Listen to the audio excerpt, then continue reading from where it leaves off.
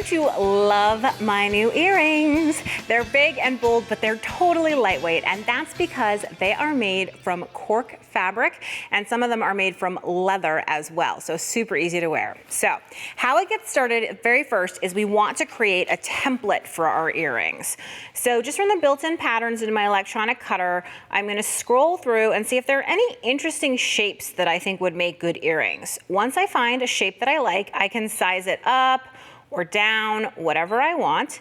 Make sure that it is placed exactly where I want it. Say okay and cut and press start, and I am gonna cut out this template now for my earrings. Now you don't have to use a template. So for example, you can see here that I've drawn freehand a bunch of different shapes. They're larger than I want them to actually be because I find it a little bit easier to get the detail. I did add a circle at the top of every single one because I want to be able to hang these. But if you do want to use a template for something that looks a little bit different, you can see how I now have this perfect diamond shape cut out.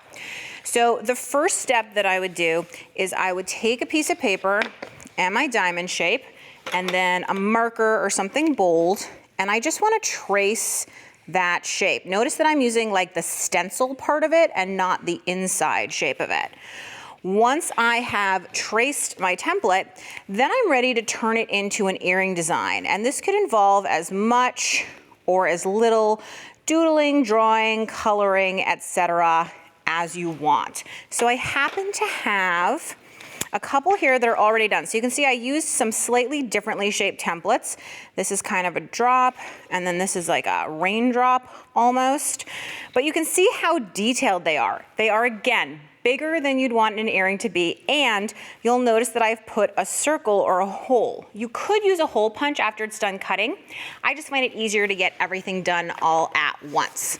So I'm gonna go ahead now and I'm gonna put my design into a scanning mat. And this is gonna allow me to scan in any or all of these designs for cutting. So I'm gonna load that into my electronic cutter. And then from the home screen, we're gonna go ahead and choose scan, and then I'm going to scan that in. Now, I also wanted to point out that you can do lots of different materials. So here you can see on my mat, I have this sort of really thick leather. You can use faux leather, you can use cork fabric of all kinds. It comes in lots of beautiful colors now so that you have a wide range to choose from. I always like something with a little bit of sparkle, especially for jewelry. So once this scans in and I can see it on the screen, I'm gonna go ahead and choose my second scanning option because I want the inside and the outside of all the cuts. Then I'm just gonna choose one of these earrings for now. You can choose any or all of them as you would like.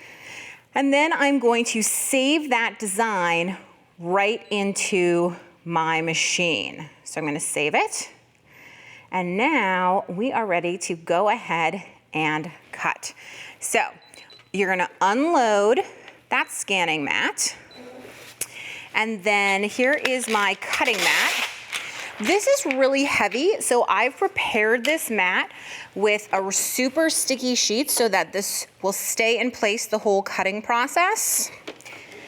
And I do want to, after I retrieve the file, which I'm gonna go ahead and do right now, I'm just gonna go ahead and grab that earring design. I want to make sure to do a couple things. The first is I want to group this entire design. So I select all the parts and I group them because now this is one big piece that I can move around. It's an earring, so I want to have two of them. But one of the tricks that I'm going to give you is resize it to the actual size you want it to be first. Then go ahead and make a second one. And then if you really want your earrings to be professional, go ahead and flip it So it's the reverse, so you have matching earrings, which I think is really cool. So last but not least, before we go ahead and cut this, I'm gonna go ahead and scan in my material because I am super thrifty when it comes to my material and I don't wanna waste a single bit of any of it. Now this material is so thick that the machine is telling me I need to raise the scanner lever, so I'm just gonna do that. And then we're gonna go ahead and press start. Anyway, like I was saying, I don't wanna waste a single bit of any of my precious material. So I like to scan it in so that I can really place everything exactly where I want and have lots of extras to use later. Because you can see I have lots of scrappy little pieces that I use because I'm thrifty that way. So I can see it here on the screen and I can go ahead and I can place my cuts exactly where I want them. And once I'm satisfied, I will simply say cut and start.